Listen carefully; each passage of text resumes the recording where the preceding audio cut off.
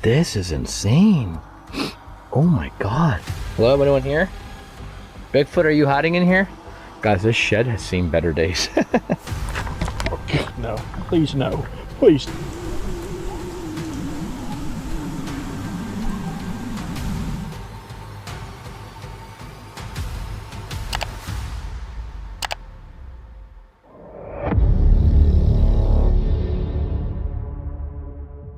The scariest forest encounters aren't always the ones where something appears clearly on camera. Sometimes they begin with impossible footprints in the snow, strange growls near an abandoned shed, or heavy footsteps moving toward a tent in the dark. And when even the dogs react before anyone sees anything, one question remains: what was already out there before they noticed it? On March 16, 2026, the YouTube channel Mo Sargi, known for exploring isolated places and looking into unexplained activity, searched his own 200-acre forest while the snow was starting to melt. What began as a basic land check soon became more concerning when he chose to follow the tracks into the woods.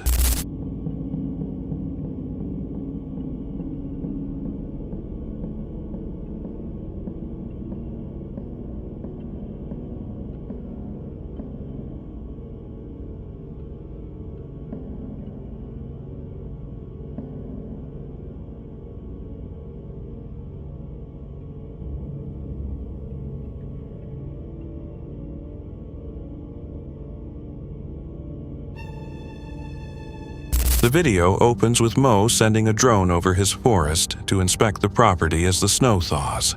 From the air, he notices a line of large, strange footprints in the northern part of the land. The impressions are clearly visible against the snow. He decides to go there on foot to investigate. Well, then I need to put some more trail cams out there.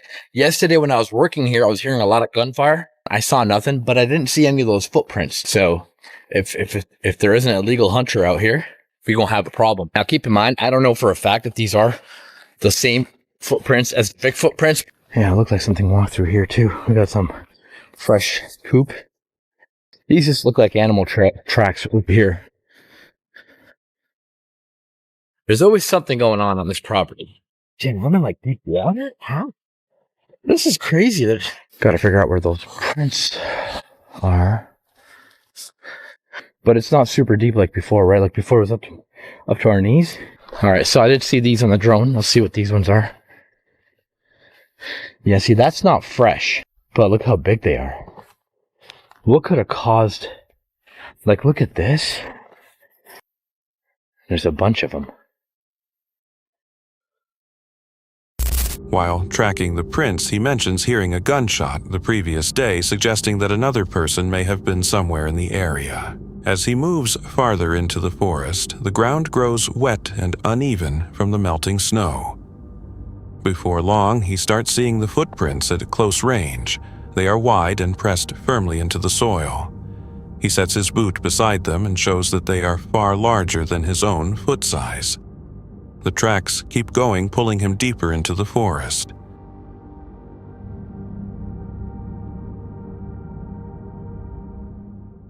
I don't see any footprints here because it's all grass now, right? At the abandoned shed. Hello, anyone here? Bigfoot, are you hiding in here? Guys, this shed has seen better days. What do you guys think I should... Even so, he continues following the line of footprints. On the way, he finds an old damaged wooden structure that seems strangely out of place in the woods. These have to be like today. What the hell? Yo, oh my God, look at these ones. What the hell? This is insane. Oh my God. My foot right next to that one. That is insane. That's like, I'm size 11. That's like size 15, 16. The footprints stay clear and consistent, crossing both snowy patches and muddy ground. He checks the size once more and points out how recent they appear. The trail takes him toward an abandoned shed. When he arrives at the structure, the prints start disappearing where the snow ends, leaving only areas of grass and animal droppings close by. And they just keep going that way.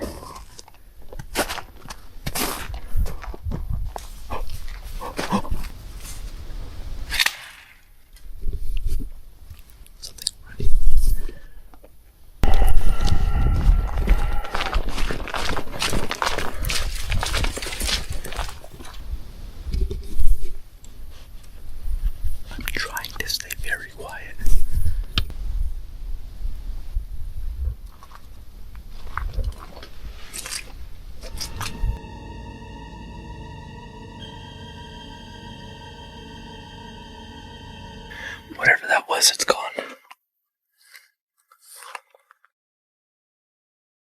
While he stands near the shed, a low, unfamiliar noise suddenly comes from deeper inside the forest. At first, the source is hard to identify. Then it grows louder, resembling a deep growl or something almost human. Mo stops walking and listens closely. The noise carries on for a short time. He decides not to go farther, and instead hides in a nearby area, remaining completely still. For several minutes, he waits without making noise.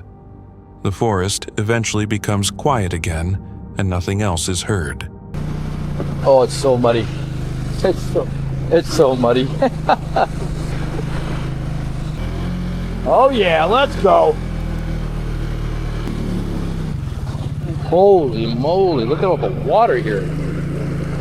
It's like a swimming pool. All right, so the key is not stop. You rock it back and forth, gain a little bit of grip. Holy shit, that got really deep for a second. That scared me, that got really deep for a second. Oh yeah, the swamp has definitely flooded this area here, but nothing I can't handle. Holy. Yeah, the swamp is overflowing. That is crazy. All right, we made it through at least. Yeah, there it is. That's private property right here. Okay, that's good to know. After that moment, he chooses not to continue toward that direction. Later, he rides an ATV to check other areas of the property. He drives across flooded trails and muddy sections at times, fighting to keep the vehicle moving. During the ride, he passes through a swampy area and finds more abandoned cabins buried deep in the forest. The investigation ends without any definite encounter. The footprints, the sound, and the place itself remain unexplained. Some viewers think the footprints are serious evidence, while others question details such as their shape and distance apart. The sound adds another strange layer that is more difficult to dismiss. So, what do you think unusual but natural traces, or something that still has not been fully understood? In January 2025, a man walked outside his rural property to inspect game trails after a fresh layer of snow had fallen. But instead of deer tracks, he discovered enormous humanoid footprints about 16 inches long with more than 40 inches between each step. The stride itself seemed to rule out a normal person, even running. Later, that same night, he returned outside and spotted two glowing points near the edge of the tree line. Eyes. They stayed fixed on him, staring without blinking. The figure remained completely silent, watching him and his dogs for several minutes before slowly backing into the trees and vanishing. The YouTube channel Sasquatch Theory later featured his footage. Since then, the man says he has continued hearing wood knocks from the forest regularly after dark. Any one detail might be explainable on its own, but together they are much harder to dismiss. Do you think it returned because of him specifically? Or does it behave this way around anyone nearby? In late October 2023, a man connected to the family-operated TikTok account WV Paranormal was walking in the woods behind his house in the Appalachian region when he came across something unsettling. The video shows a tall, upright figure covered in hair standing completely motionless between the trees. Seconds later, it slowly turns before disappearing back into the forest. With the Appalachian Mountains long associated with strange sightings, The clip adds another layer to the continuing mystery. On January 11th, 2026, the YouTube channel Dead Appalachia traveled through the Smoky Mountains on the Appalachian Trail near Tennessee and North Carolina, an area long tied to accounts of feral people and Bigfoot sightings. But when the sun slipped behind the mountains, the journey began to feel less like an ordinary hike through the woods. The video opens with a discussion of the legend of the feral people believed to live deep within the Appalachian Mountains. The narrator also refers to the disappearance of Dennis Martin in 1969, a case still associated with strange stories from the area. Over time, many hikers have also connected these same mountains to reported Bigfoot encounters and unexplained creatures seen around isolated trails.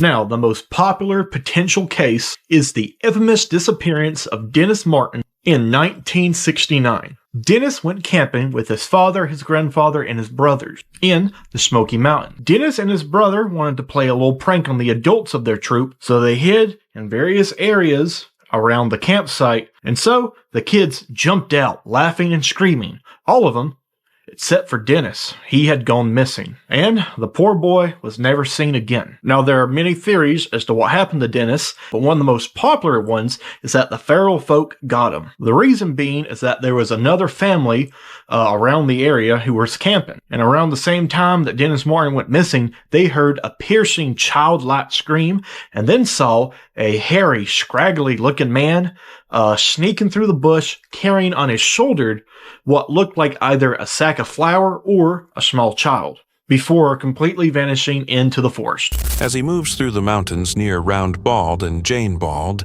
he finds an abandoned campsite concealed close to the trail. Torn equipment tarps and camping supplies are spread around the site. He looks over the area for signs of a struggle, but finds nothing definite. There looks to be an abandoned tent over here, or something of that sort. Someone up and left their tent. This is one of those really crappy Ozark trail tents. No wonder they left it. Definite fire pit. Some type of rain fly or tarp. Yeah, it's a tarp. And then tent poles here. Do you think somebody was preyed upon by the feral folk and the cannibals just left their stuff here? We can poke around a little bit, make sure there isn't any sign of foul play. Who knows, maybe the feral folk did get them. There's a bunch of shavings over here. There is fuzz. This is probably fire starter that they use. A rubber band. Here's one of their tent stakes. The longer I stay here, the more this is pissing me off. They left in a hurry, obviously, so maybe this is a sign of some type of struggle. I don't know. Later, while heading farther down the trail at night, coyotes can be heard echoing through the forest ahead of him. The path grows darker and more isolated as the temperature keeps falling.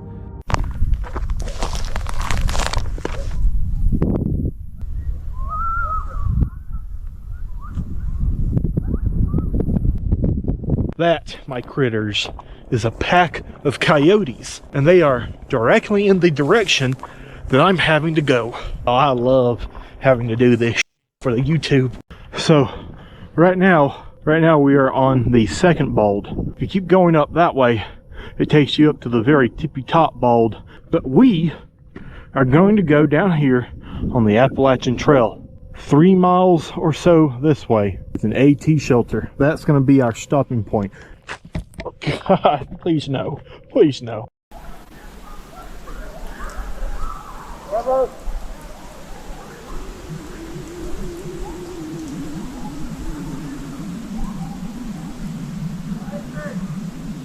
Later, he finds a small cave near the trail and explains how a place like this could easily serve as shelter for feral people attempting to survive deep in the mountains during winter. A loud sound from nearby bushes later makes him stop and listen closely before continuing forward.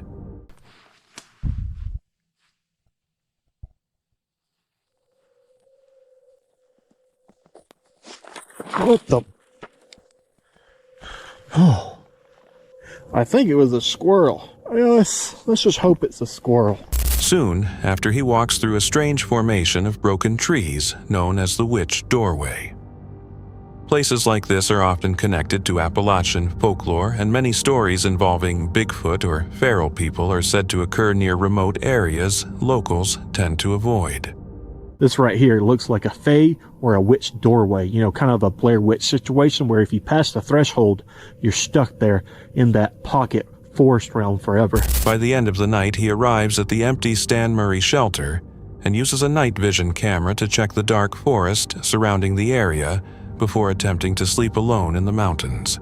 Some viewers felt the video was unsettling because nothing was fully explained. The noises, abandoned campsite, and quiet forest felt more realistic than paranormal. But if someone truly was living deep in those mountains, would hikers even know they were nearby? Ash K operates a wilderness exploration channel focused on remote, off-grid camping, bushcraft survival, and isolated overnight stays deep inside forest settings. The channel often records real-time responses to unexplained noises and movement encountered during these trips. This specific footage comes from October 5th, 2024, in a remote North American forest. Be like, good morning. So here we are starting the day off with what, Zach? Should I just make the coffee or tell about the night? You can tell about the coffee and your night. I have some Manuka honey I'm adding in. I also have some pear mushrooms as... The video does not begin during the middle of the night. It begins the following morning. But even in daylight, something is obviously still troubling the camper. They appear calm on the surface, but the way they described the previous night makes it clear they did not sleep well. They had stayed awake for a long time, feeling uneasy and unable to fully relax. That feeling sets up everything that follows. Awake for about, 10 minutes, and I was thinking about what transpired during the night. And I was completely wide awake, and as I got a little bit emotional about what happened with my dog earlier, a very large human thing walked up to my tent while I was wide awake. I started hollering. Then they explain the part that actually occurred. At some point during the night while they were fully awake, something approached the tent. The footsteps sounded heavy. They called outward loud enough to be heard and tried to wake their companion at the same time. That was when everything changed from an uneasy feeling into a real event. I kept hearing this dog tinging, just like we heard the last time, and he's not moving. He's sleeping right beside us. And what did I say, Ash? You're not taking my dog. And when I said that, Tucker... Afterward, the dog stopped resting. It became alert and moved closer to the camper. The timing matters because the dog reacted to something, and it matched exactly what had just happened. It was like, I don't know, he was reading Zach's mind before he even said it. So at the same time, all of a sudden, I turn around to look at Zach. He's that concerned, and he could feel it. Like Tucker himself could feel. And then Tucker was sleeping in the tent with me, and... Once things calmed down, they tried to understand it. But there was nothing visible to examine outside in the darkness. The entire encounter existed only through sound and through how it felt in that moment. By the time the conversation ends, nothing is answered. The night remains unexplained. What connects this one is the sequence unease before sleep footsteps in the dark, a call outward, then the dog moving closer without any clear cue. Each part follows the previous one in a way that is hard to dismiss as coincidence. What do you think was walking toward that tent in the middle of the night? Nikki headed into the backcountry alone for a solo camping trip. The roads were still torn up from Hurricane Helene, but she was able to reach an isolated clearing and make camp. While taking a brief hike before sundown, she suddenly picked up knocking sounds coming from the trees. Thought I heard some knocking coming from that direction. Kinda sound like somebody knocking on a tree. But, could have been a woodpecker or anything like that, I guess. Not knowing if it was wildlife or something else, she returned to camp unsettled, switched on her lights, and contacted her husband. Later that evening, as they checked the area together, they found something surprising. I don't know, it's big though. huge. It's a big old track. Compared to my foot, compared to yours foot, it's still bigger. As long as it's right here. It's out, like you said. Yeah. Shine your headlight down in there so we can get a better view of it. Be careful. Look up at those trees, Satan. That's just piles and piles of trees. A large trap nearby and stacks of fallen trees around the site. Close to camp, they also noticed a big footprint pressed into the dirt. Disturbed by the noises and the strange mood of the forest, they decided to sleep there and leave early the next morning. That's it for tonight. Which moment creeped you out the most? Drop it in the comments. Have your own story? Share it with us, and stay tuned. The next one is even darker.